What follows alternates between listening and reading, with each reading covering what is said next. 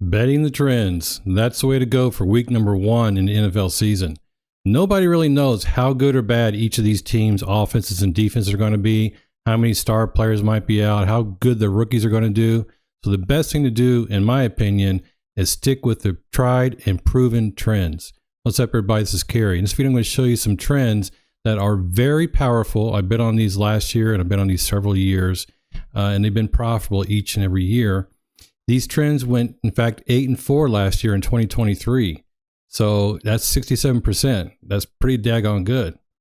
And the trends now, they may change. In other words, the sports books might get wise to some of these trends, might decide to adjust the lines accordingly, or maybe some rule changes happen, like the new kickoff rule, and maybe that changes the trend, and maybe the trends don't work anymore. We'll talk about that as well. Here's the first trend. Okay, so this is underdogs that cover the spread in week 1. Altogether, this is 53.8% all seasons from 2015 to 2023. Now, I'm calling this a trend, but this is not a trend I'm going to bet, and I'll show you why. Over here on the left-hand side, on the vertical axis, we have the percentage of games in this trend that actually worked. In other words, the underdog did cover the spread. And we know to be profitable, we have to be above the 52.4%, right? Sometimes it's called the Mendoza line. And so the green bars, the bars that go above that turn green. Darker green, the higher they get. And if they're around middle, like 50%, they're yellow bars. And the lower they go, they become orange and then finally red. So green means go, red means no, and yellow means caution, right?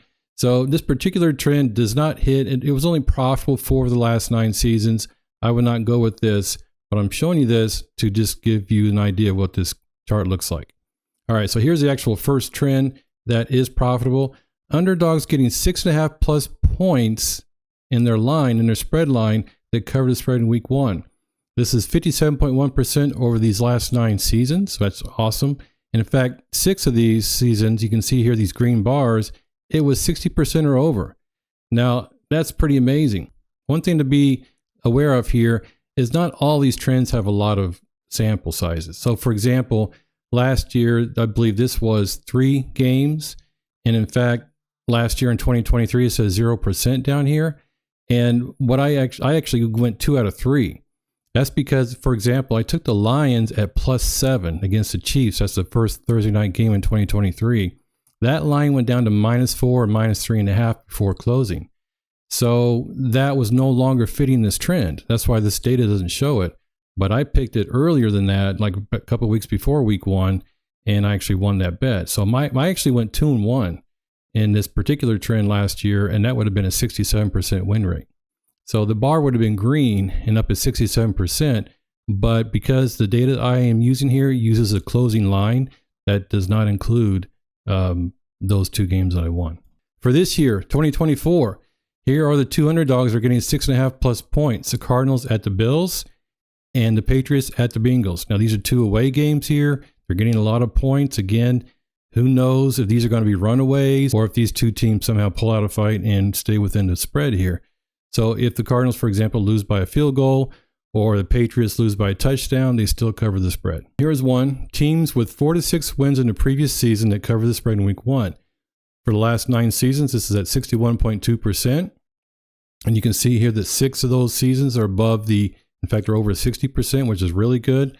Last year that went 3-1. 3 out of 4 of these teams covered the spread. That means it was at 75%. And so that in my 8-4 record, 3-1 came from this particular trend. Here are the teams for 2024 that have 4 to 6 wins in the previous year. The Cardinals, again at the Bills, the Patriots at the Bengals.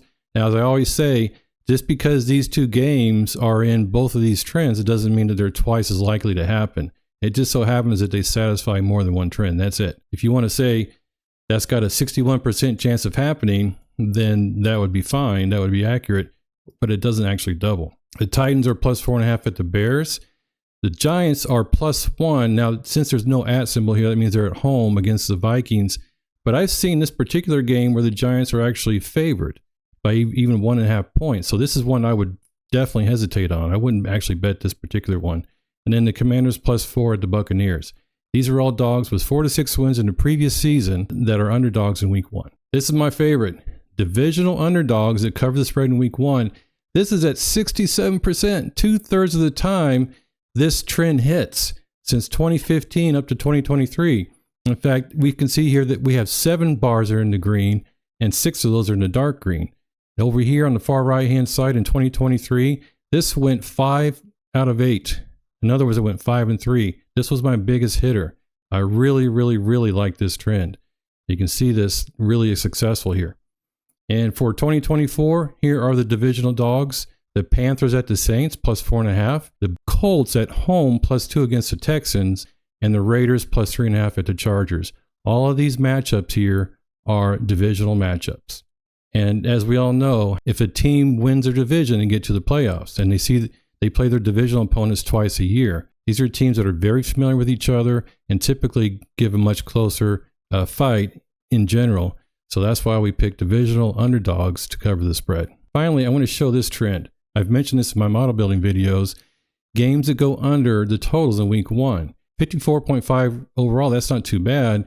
But look at what has happened up to 2020. That does not look so good. But look at the last 3 years. 56.2% in 2021, 68.8% in 2022, and 81.2% in 2023. It went 13 and 3 last year. What I'd basically see, I think back in the old days, you would see the starting units typically play like a quarter, sometimes even a half. And I know they were always worried about injuries even back then, but they're so worried about injuries, it seems like recently, that they don't even play their starting players in the last preseason game or even for the last 2 preseason games. So I really think because of that reason, there's a lot more rust on those starting players. That leads to more unders now in week 1. Now, you could argue that that new kickoff rule might change the scoring, and that's going to be a big question mark in my mind. But until that happens, I'm going to stick with this particular trend. I'm going all unders in week 1. Again, betting with the trends can be very powerful. As I mentioned, machine learning algorithms typically pick up on these trends, but as I always say in all my betting videos here, follow these trends at your own risk. We all know that sports betting is not an exact science. I mean, we use statistics, we use numbers, we use trends, we use data to try to find advantages and edges and value. But nothing ever goes exactly as planned. Key injuries to the superstar players like a quarterback or whatever can happen during a game and completely throw off a bet.